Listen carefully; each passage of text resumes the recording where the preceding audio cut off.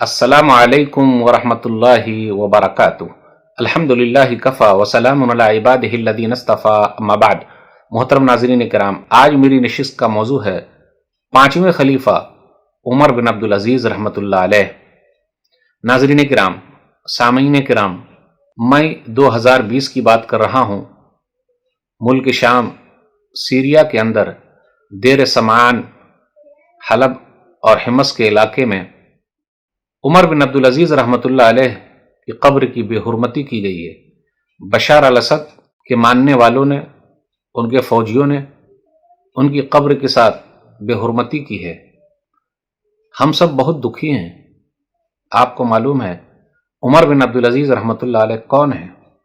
آئیے میں تاریخ کے حوالے سے ان کے بارے میں کچھ باتیں آپ کے سامنے رکھنا چاہتا ہوں۔ میری پوری تقریر خلاصے پر مختصر ہوگی۔ میری پوری تقریر البدایہ والنہایہ جلد نمبر 9 صفحہ نمبر 217 سے 244 کے درمیان خلاصے پر ہے۔ عمر بن عبدالعزیز رحمۃ اللہ علیہ کے بارے میں حافظ ابن کثیر رحمۃ اللہ علیہ نے اپنی کتاب میں نقل کیا ہے۔ میں خلاصہ بیان کروں گا۔ کوشش ہوگی کچھ چیزیں آپ کے سامنے لائی جائے تاکہ ہمیں اور آپ کو پتہ چلے کہ وہ عمر کیسے تھے، عمر بن عبدالعزیز رحمۃ اللہ علیہ۔ چھوٹے عمر کے ساتھ ایسا ہوا ہے، بڑے عمر کے بارے میں وہ لوگ خواب دیکھ رہے ہیں۔ کون ہے عمر بن عبدالعزیز رحمۃ اللہ علیہ؟ خلفائے بنو امیہ کے 8ویں خلیفہ ہیں عمر بن عبدالعزیز رحمۃ اللہ علیہ۔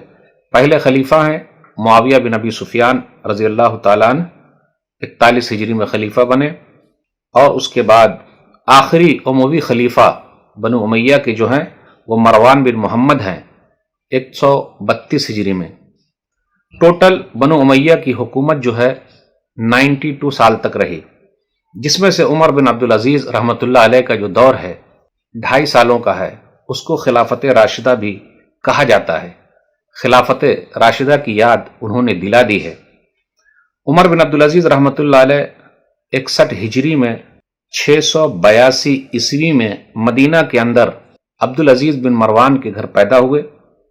آپ کے ابو کا نام عبدالعزیز بن مروان ہے، جو مصر کے کئی سالوں تک گورنر رہے۔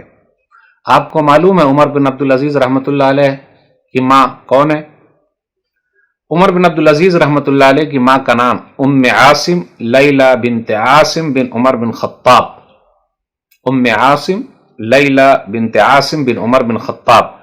عمر بن خطاب رضی اللہ تعالیٰ عنہ کی پوتی ہیں، جو عمر بن عبدالعزیز رحمۃ اللہ علیہ کی ماں ہے۔ تو عمر بن خطاب رضی اللہ تعالیٰ عنہ عمر بن عبدالعزیز رحمۃ اللہ علیہ کے کون ہوئے؟ پرنانا ہوئے۔ دیکھا آپ نے، یہ رشتہ ہے۔ عمر بن عبدالعزیز رحمۃ اللہ علیہ کے پرنانا کا نام کیا ہے؟ عمر بن خطاب رضی اللہ تعالیٰ عنہ، جو دوسرے خلیفہ ہیں۔ رگوں میں اس لیے فاروقی خون دوڑ رہا ہے۔ حکومت 2.5 سال رہی۔ 99 ہجری میں حکومت پہ بیٹھے، 717 عیسوی میں خلیفہ بنے، اور 101 ہجری میں یعنی 720 عیسوی میں 2 سال 5 مہینے 14 دن کہا جاتا ہے، یعنی 2.5 سال رکھ لیجئے، خلیفہ رہے۔ اس کے بعد آپ کی وفات شام سیریا کے اندر دیر سمعان کے علاقے میں ہوئی۔ کہا جاتا زہر کا اثر تھا، واللہ اعلم بالصواب۔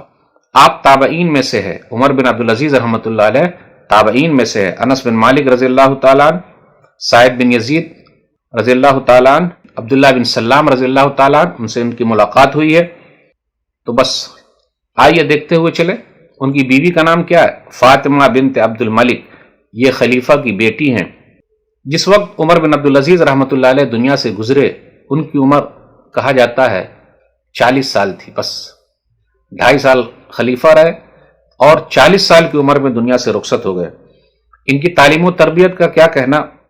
بڑے مشہور عالم دین محدث سالم بن کیسان کی پرورش میں وہ پلے اور بڑھے ہیں۔ ایک مرتبہ سالم بن کیسان کی ملاقات عمر بن عبدالعزیز رحمۃ اللہ علیہ کے ابا عبدالعزیز سے ہوئی، تو کہا ما اخبرت احدا اللہ اعظم فی صدرہ من ھذا الغلام۔ مجھے اپنے کسی کا علم نہیں کہ جس کے اندر اللہ کی عظمت اس لڑکے سے زیادہ ہو۔ البدایہ والنہایہ جلد نمبر 9 صفحہ نمبر 217 پر یہ بات آپ کو مل جائے گی۔ ان کی تربیت کا کیا کہنا؟ البدایہ والنہایہ جلد نمبر 9 صفحہ نمبر 218 پر ہے۔ ایک مرتبہ نماز سے پیچھے رہ گئے تو ان کے استاد صالح بن کیسان نے پوچھا ما شغلک، کیوں پیچھے رہ گئے؟ تو انہوں نے کہا کانت مرجلی تسکن شعری، کہ میں بالوں میں کنگھی کر رہا تھا۔ تو یہ جواب انہیں پسند نہیں آیا، فوراً ان کے ابو کو مصر لکھ دیا۔ ان کے ابو نے ایک خاص آدمی بھیجا، فبعث ابوہ رسولا فلم یکلمہ حتی حلق رأسہ، کہ ایک آدمی بھیجا تو وہ آدمی آیا اور پہلے مدینہ کے اندر آنے کے بعد ان کا بال جو ہے وہ صاف کر دیا، اس کے بعد پھر بات کی۔ دیکھا آپ نے کیا عزت تھی استاد کی، کیا احترام تھا۔ گورنر کے بیٹے ہیں لیکن کیا کہنا، صالح بن کیسان نے کیسی تربیت کی ہے۔ استاد اب ایسے کہاں ملیں گے، باپ بھی ایسے کہاں ملیں گے، پیرنٹس بھی ایسے کہاں ملیں گے، تو جن کی تربیت ایسی ہوئی ہو تو ان کا اثر تو نظر آئے گا ہی۔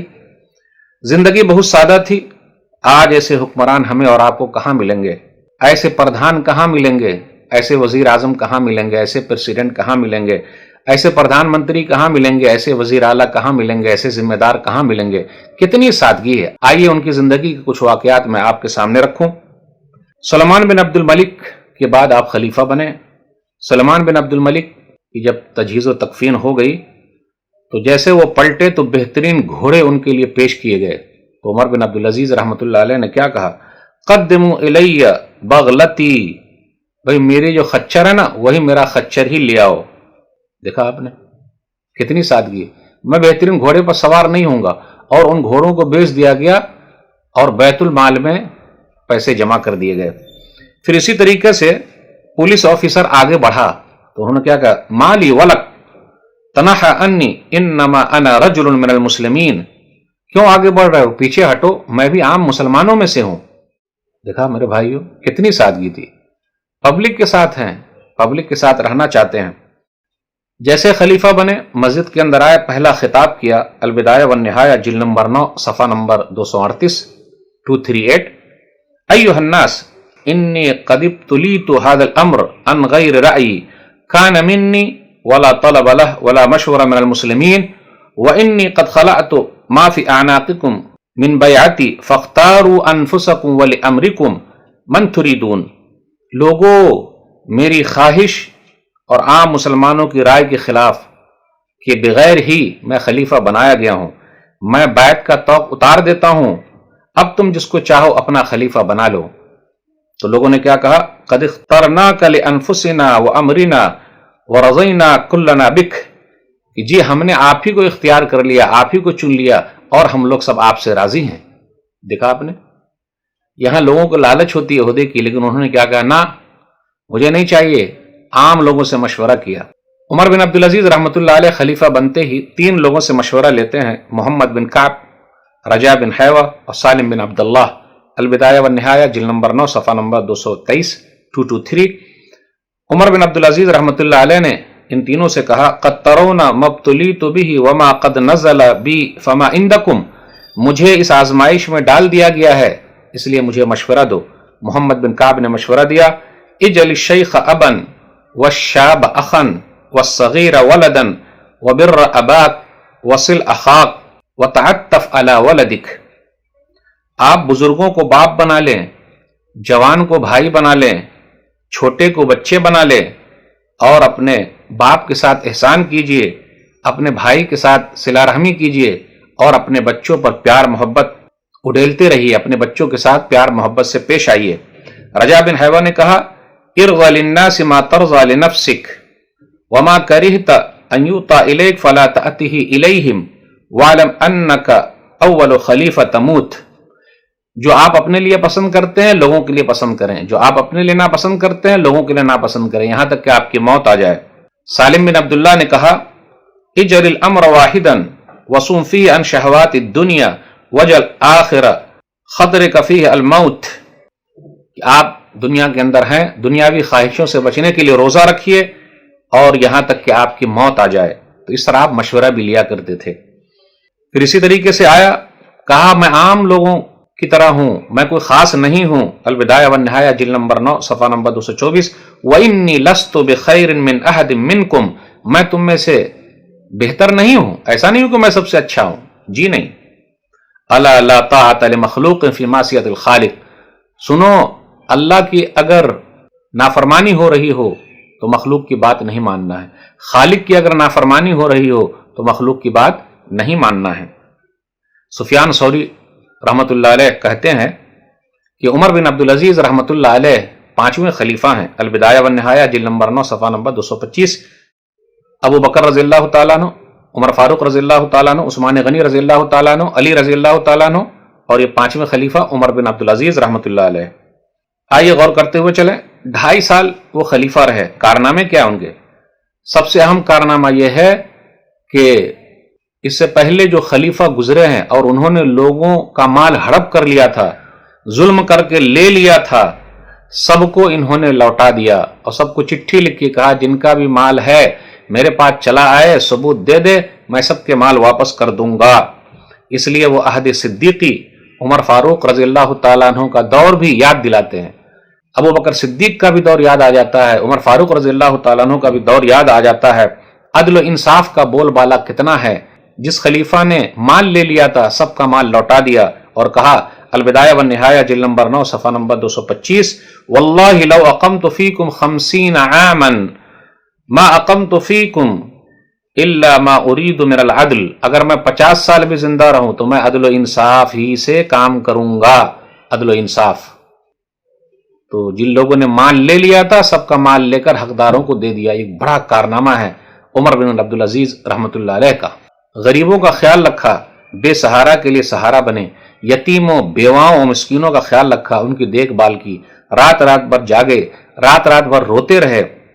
ان کی بیوی فاطمہ بنت عبد الملک کہتی ہیں، البدایہ والنہایہ جلد نمبر 9 صفحہ نمبر 226 پر ہے کہ گھر کے اندر آئے، نماز پڑھے اور اپنا ہاتھ اپنے گال کے نیچے رکھ کر رونے لگے۔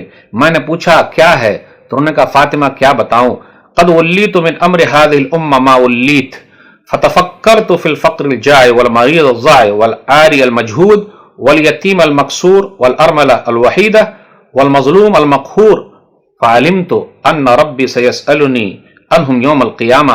مجھے یہ جو ذمہ داری دی گئی ہے، کیا کہا جائے، میں سوچتا ہوں ان فقیروں کے بارے میں، بیماروں کے بارے میں، ننگے بھوکے لوگوں کے بارے میں، یتیموں کے بارے میں، پھر اسی طریقے سے بیوہ عورتوں کے بارے میں، مظلوم کے بارے میں۔ دن رات میری فکر یہی ہے کل قیامت کے دن اللہ تعالیٰ مجھ سے کہیں پوچھ نہ لے۔ یہ ہے ذمہ داری کا احساس، یہ ہے عمر بن عبدالعزیز رحمۃ اللہ علیہ۔ عمر بن عبدالعزیز رحمۃ اللہ علیہ کی خلافت کی خاصیت کیا ہے؟ لوگوں کو شکایت کا موقع ملتا، لوگ آتے شکایت آپ کے پاس رکھتے تو آپ لوگوں سے یہی کہتے کہ جو بھی میرے پاس آئے ان باتوں کا خیال رکھے۔ البدایہ والنہایہ جلد نمبر 9 صفحہ نمبر 223، ایھا الناس من صحبنا فلیصحبنا بخمس والا فلیفارقنا، لوگوں کو چاہیے کہ جب میرے پاس آئے تو ذرا خیال رکھے، کیا کرے، مجھ تک ایسی حاجت پہنچائے جس کا مجھے علم نہ ہو، ضرورت کے بارے میں بولو، مجھے علم نہیں ہے۔ پھر اسی طریقے سے عدل و انصاف کی طرف توجہ دلاؤ جس کی طرف میری توجہ نہیں گئی ہے۔ پھر اسی طرح کہا کہ سچائی میں میرا ساتھ دو، پھر اسی طرح کہا کسی کی چغل خوری میرے پاس مت کرنا اور بیکار کی باتیں مت کرنا، بس کام کی باتیں کرنا۔ دیکھا آپ نے، بڑا کارنامہ یہ ہے کہ خود کے مال کو بیت المال میں جمع کرا دیا۔ ان کو ورثے میں بہت سارا مال ملا تھا، بڑے مالدار تھے وہ، جب خلیفہ بنے تو کتنے سادگی کے ساتھ زندگی گزاری، پورے مال کو انہوں نے بیت المال میں جمع کر دیا۔ خلیفہ بنتے ہوئے بڑے مہنگے کپڑے جو تھے چھوڑ دیے، معمولی کپڑے، موٹے کپڑے پہننے لگے۔ البدایہ والنہایہ جلد نمبر 9 صفحہ نمبر 225۔ تو ان کی خلافت کا بڑا کارنامہ یہ ہے کہ انہوں نے بیت المال کو مضبوط بنایا ہے۔ وہ کہتے ہیں مال کے بارے میں، وقد رددتها فی بیت المال، کہ میں نے اپنے پورے مال کو بیت المال میں جمع کر دیا ہے۔ اب ایسا خلیفہ کہاں ملے گا؟ عمر بن عبدالعزیز رحمۃ اللہ علیہ کی خاصیت کیا ہے؟ قوم کی دولت، قوم کا پیسہ اپنی ذات پر خرچ نہیں کرتے تھے۔ آئیے ذرا کچھ مثال دیتے ہیں۔ ایک مرتبہ انگور خریدنے کے لیے اپنی بیوی فاطمہ سے کہا 1 درہم دے دو، تو بیوی نے کیا کہا، انت امیر المومنین ولیس فی خزانتک ما تشتری بہ عنبا، آپ امیر المومنین ہیں اور آپ کے خزانے میں اور آپ کے جیب میں انگور خریدنے کے لیے پیسہ نہیں ہے۔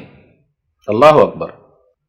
تو کیا جواب دیا معلوم ہے آپ کو، ھذا ایسر من معالجۃ الاغلال والانکال غدا فی نار جہنم، توق اور بیڑیاں جو جہنم کے اندر ہے نا، اسے ڈر لگتا ہے، اس سے یہ بہتر ہے کہ میرا جیب خالی رہے۔ اللہ اکبر، بادشاہ وقت ہیں، خلیفہ ہیں، امیر المومنین ہیں، لیکن جیب میں پیسے نہیں ہیں۔ اور کیا احساس ہے قیامت کے دن کا میرے بھائیوں، اس لیے ان کی حالت کیا ہے۔ ایک مرتبہ ایک نوکر نے مسلمانوں کے کچن سے چکن بنا دیا، یعنی گوشت بنایا، لیکن وہ مسلمانوں کے کچن پہ جا کے بنایا۔ تو پوچھا کس کے کچن پہ چکن بنائے ہو، گوشت بنائے ہو؟ تو کہا مسلمانوں کے کچن پر بنا کے لائے ہیں۔ تو معلوم ہے کیا کہا؟ کلھا فانی لم ارزقھا ہی رزقک، تم ہی کھا لو، میں اس کو نہیں کھا سکتا۔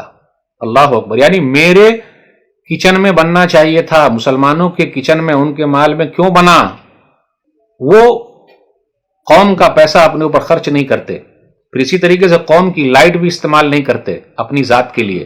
آج کل دیکھ لیجئے گاڑی استعمال ہو رہی ہے اپنی ذات کے لیے، بھائی ٹھیک ہے قوم کا مال ہے، قوم کے کام میں آپ گاڑی استعمال کیجئے، لیکن اپنی ذات کے لیے گاڑی استعمال ہو رہی ہے۔ البدایہ والنہایہ جلد نمبر 9 صفحہ نمبر 227، لا یکتب علی ضوئہ لنفسہ حرفا، ایک حرف بھی قوم کی لائٹ میں لکھنا پسند نہیں کرتے تھے کہ نا۔ پھر بھائیو ایسے خلیفہ کہاں، بڑے قدردان تھے علماء کے، علماء کا خیال رکھتے تھے، حدیث سے محبت کرنے والے تھے، بڑی سادگی آ گئی تھی۔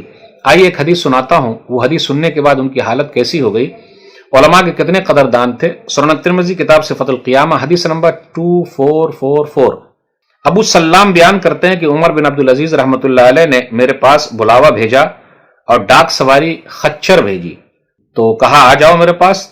تو امیر المومنین کے پاس وہ پہنچے، عمر بن عبدالعزیز رحمۃ اللہ علیہ کے پاس، اور وہ بھی خچر کی سواری پر سوار ہو کے، تو کہا آپ نے ایسی سواری بھیج دی کہ میرے اوپر یہ بھاری پڑ گئی۔ تو کہا ابو سلام میں تمہیں تکلیف میں دیکھنا نہیں چاہتا، اس لیے میں نے یہ سواری بھیجی ہے۔ تو صوبان رضی اللہ تعالیٰ عنہ سے تم ایک حدیث بیان کرتے ہو، نبی صلی اللہ علیہ وسلم سے انہوں نے بیان کیا ہے، اور وہ حوض کوثر کے بارے میں ذرا مجھے بھی بتاؤ نا، میں چاہتا ہوں کہ میں تم سے سنوں، میری خواہش ہے۔ ابو سلام نے کہا، صوبان رضی اللہ تعالیٰ عنہ سے روایت ہے کہ نبی صلی اللہ علیہ وسلم نے فرمایا میرا حوض اتنا بڑا ہوگا کہ جتنا عدن سے اردن والے عمان کا فاصلہ ہے، پانی دودھ سے بھی زیادہ سفید، شہد سے زیادہ میٹھا ہے، پیالے آسمان کے تاروں کی تعداد میں ہیں، ایک مرتبہ جو پی لے گا کبھی پیاسا نہیں ہوگا۔ اسی حدیث میں آگے یہ بھی ہے کہ نبی صلی اللہ علیہ وسلم نے فرمایا سب سے پہلے اس پر فقراء مہاجرین پہنچیں گے، سب سے پہلے حوض کوثر کے پاس مہاجرین کے جو فقیر ہیں، فقراء ہیں، وہ پہنچیں گے، جن کے سر دھول سے اٹے پٹے ہوں گے، یعنی سر پہ دھول ہوگا، کپڑے میلے کچیلے ہوں گے، جو ناز و نعمت میں پلنے والی عورتوں سے نکاح نہیں کیا ہوگا، جن کے لیے جاہ و جلال، عظمت اور عہدے نہیں کھولے گئے، یعنی جن کو موقع نہیں ملا کہ ان کو عہدے ملے، عہدے کے دروازے ان کے لیے بند کر دیے گئے، تو پہلے ایسے لوگ آئیں گے حوض کوثر کے پاس اور پانی پئیں گے۔ اب یہ حدیث سن لی تو عمر بن عبدالعزیز رحمۃ اللہ علیہ نے کہا لکنی نکحت المتنعمات وفتح لی الصدود ونکحت فاطمہ بنت عبد الملک لا جرم انی لا اغسل رأسی حتی یشعس ولا اغسل ثوبی الذی یلی جسدی حتی یتسخ، لیکن میں نے تو ناز و نعمت میں پلنے والی عورتوں سے نکاح کیا ہے اور میرے لیے عہدے کے دروازے کھول دیے گئے، میں نے فاطمہ بنت عبد الملک سے نکاح کیا ہے، البتہ اتنی بات ضرور ہے کہ میں اپنے سر کو کب دھوتا ہوں یہاں تک کہ وہ غبار آلود نہ ہو جائے، جب بہت زیادہ میلا ہو جالا تو دھو دیتا ہوں، اور اپنے بدن کے کپڑے کو اس وقت تک نہیں دھوتا جب تک کہ اس پر میل نہ جم جائے۔ دیکھا آپ نے سادگی کیسی آ گئی، پہلے بہترین کپڑے پہنا کرتے تھے۔ کارنامے بہت زیادہ ہیں، جو نئے نئے مسلمان ہوتے تھے، پہلے خلیفہ جو تھے ان سے پہلے جو گزرے تھے، انہوں نے ٹیکس رکھ دیا تھا، انہوں نے کیا کیا، جو اسلام کے اندر آ گئے ٹیکس کو ہٹا دیا، ملک کے اندر جو معذور لوگ ہیں، دودھ پیتے بچے ہیں، ان کا وظیفہ مقرر کر دیا کہ بھائی بیت المال سے ملے گا، سرکاری خزانے سے ضرورت مندوں کو دیا کرتے تھے، جگہ جگہ مسافر خانے انہوں نے بنوائے، شراب کی دکانیں بند کرا دی، درس و تدریس میں مشغول علماء کے لیے وظیفے مقرر کر دیے، سرکاری لوگوں کو سیلری بہت زیادہ دیا کرتے تھے۔ البدایہ والنہایہ جلد نمبر 9 صفحہ نمبر 227 میں ہے، کہا جاتا ہے مہینہ کے اندر جو سیلری 100 دینار 200 دینار تھی، تو وجہ کیا ہے، وہ کہتے تھے تاکہ یہ لوگ اپنے گھر کی طرف سے بے فکر ہو جائیں اور لوگوں کے کاموں میں لگے رہیں. تو کسی نے کہا لو انفقت علی عیالک کما تنفق علی امالک، آپ اپنے بچوں پر کیوں نہیں خرچ کرتے ہیں جیسا کہ آپ اپنے یہاں کام کرنے والوں پر خرچ کرتے ہیں؟ تو انہوں نے کہا لا امنعهم حقا لهم ولا اوتیم حق غیرهم، ارے بھائی یہ تو ان کا حق ہے، میں کیسے منع کر دوں اور دوسرے کا حق اپنے بچوں کو دے دوں؟ اللہ اکبر، کتنا خیال تھا. عدل و انصاف کا ان کے دور میں بڑا بول بالا تھا. موسیٰ بن ایمن ایک چرواہا ہے، انہوں نے کہا البدایہ والنہایہ جلد نمبر 9 صفحہ نمبر 228 پر یہ واقعہ ہے. عمر بن عبدالعزیز رحمۃ اللہ علیہ کے دور میں ہر طرف عدل و انصاف کا بول بالا تھا، امن و شانتی تھی. شیر، بکری اور وحشی جانور کو ایک ساتھ دیکھا جاتا تھا.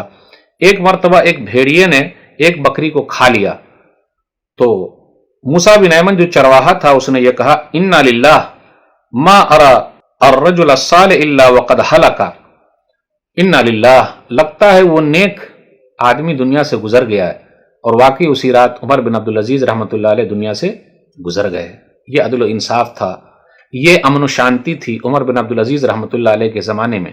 عمر بن عبدالعزیز رحمۃ اللہ علیہ کے زمانے میں بیت المال کے اندر مال اتنا تھا کہ مال دینے والے لوگ تو تھے لیکن مال لینے والے لوگ نہیں ملتے تھے. اللہ اکبر، مال و دولت کی فراوانی تھی. ذاتی نوکر کا بھی عمر بن عبدالعزیز رحمۃ اللہ علیہ بہت خیال رکھتے تھے، بڑے مہمان نواز تھے. البدایہ والنہایہ جلد نمبر 9 صفحہ نمبر 228 پر ہے. رجا بن حیوہ نے کہا کہ ایک رات میں نے عمر بن عبدالعزیز رحمۃ اللہ علیہ کے گھر میں گزاری. چراغ بجھنے لگا تو میں نے کہا یا امیر المؤمنین الا انبئ هذا الغلام یصلحہ، کیا میں آپ کے نوکر کو اٹھا دوں جو اس چراغ کو صحیح کر دے، ڈبیا کو صحیح کر دے؟ تو عمر بن عبدالعزیز رحمۃ اللہ علیہ نے کہا لا داہو یا نام لا احب ان اجمع علیہ عملین، سونے دو بیچارے کو، میں دو کام ان سے لینا نہیں چاہتا. تو رجا بن حیوہ کہتے ہیں کہ میں اٹھا کہ میں ہی صحیح کر دوں، اس کو چراغ کو صحیح کر دوں، تیل ڈال دوں؟ کہا لا لیس من المروءہ استخدام الضیف، یہ تو کیسے اچھا لگے گا کہ مہمان سے کام لیا جائے، بالکل نہیں، اچھے اخلاق کے خلاف ہے. پھر خود کھڑے ہوئے فاصلہ وصب فیہ زیتن، اور اس ڈبیا کے اندر تیل لگ دیا. بڑے مہمان نواز تھے. پھر اسی طرح اگر کوئی آپ کو تحفہ دیتا، اللہ اکبر، ایک مرتبہ ایک گھر والوں نے تحفہ دیا تو قبول ہی نہیں کیا ان کے رشتہ داروں نے. البدایہ والنہایہ جلد نمبر 9 صفحہ نمبر 227 پر آیا ایک سیب بھیجا تو لوٹا دیا اور کہا قل لہ قد بلغت محلہا، انہیں سے کہہ دو کہ یہ سیب اپنی جگہ پہ پہنچ گیا ہے. تو لوگوں نے کہا نبی صلی اللہ علیہ وسلم تو ہدیہ قبول کرتے تھے اور آپ کے گھر والوں میں سے کسی نے دیا ہے رشتہ داروں نے، تو آپ قبول نہیں کر رہے ہیں؟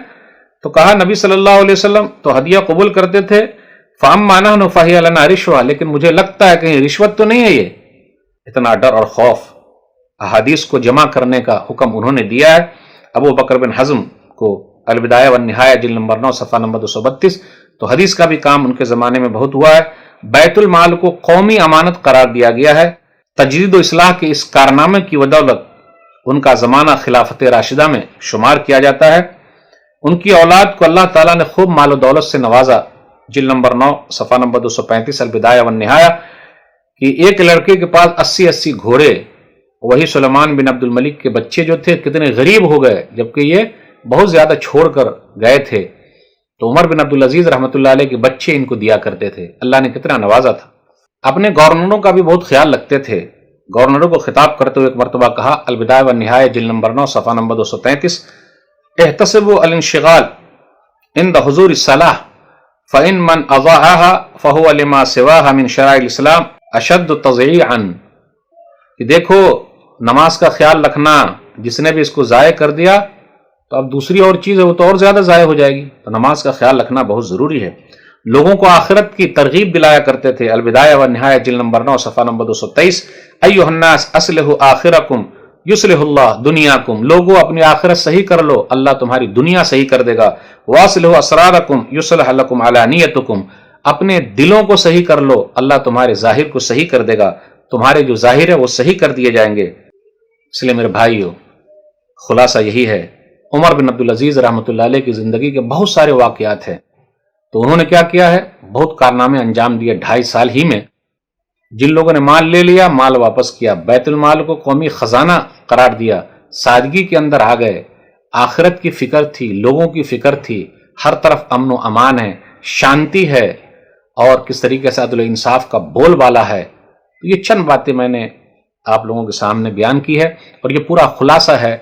بہت سارے اور بھی واقعات ہیں لیکن میں نے آپ کے سامنے اتنے ہی رکھے. البدایہ والنہایہ جلد نمبر 9 کے اندر صفحہ نمبر 217 سے 244 کے درمیان کچھ واقعات میں نے آپ کے سامنے رکھے. جن لوگوں نے ان کے قبر کی بے حرمتی کی ہے، اللہ تعالیٰ ان کو تو صحیح سمجھ عطا فرما، آمین. اے اللہ، یہ عدل و انصاف کا بول بالا جو انہوں نے کیا ہے، جو باتیں لوگوں کے سامنے رکھی ہے، اے اللہ ان کے پیغام کو لوگوں تک پہنچا دے، اور ہمارے دلوں میں ایمان والوں کے تعلق سے ذرہ برابر بھی اللہ کینہ نہ رکھ، کینے کو صاف کر دے. میں اپنی بات کو ختم کرتا ہوں. سورہ حشر سورہ نمبر 59 آیت نمبر 10. ربنا اغفر لنا ولاخواننا الذین سبقونا بالایمان ولا تجعل فی قلوبنا غلا للذین آمنوا ربنا انک رؤوف رحیم. اے ہمارے رب تو ہمیں بخش دے، ہمارے ان بھائیوں کو بھی جو ایمان کی حالت میں چلے گئے، اور جو ایمان والے ہیں ان کے تعلق سے ہمارے دلوں میں ذرہ برابر کینہ نہ رکھ. اے اللہ تو بہت رحم کرنے والا بڑا مہربان ہے. تو یہ عمر بن عبدالعزیز رحمۃ اللہ علیہ کی زندگی کے کچھ واقعات میں نے آپ کے سامنے رکھے ہیں. اللہ تعالیٰ سے دعا ہے کہ اللہ تعالیٰ ان کے پیغام کو دنیا کے کونے کونے تک پہنچا دے، آمین. اے اللہ جو انہوں نے عدل و انصاف کا بول بالا کیا ہے، اللہ ان کو تو دنیا کے کونے کونے تک پہنچا دے، آمین. اور ہم لوگوں کو، سب لوگوں کی عزت کرنے کے اللہ توفیق دے، آمین. والسلام علیکم ورحمۃ اللہ وبرکاتہ.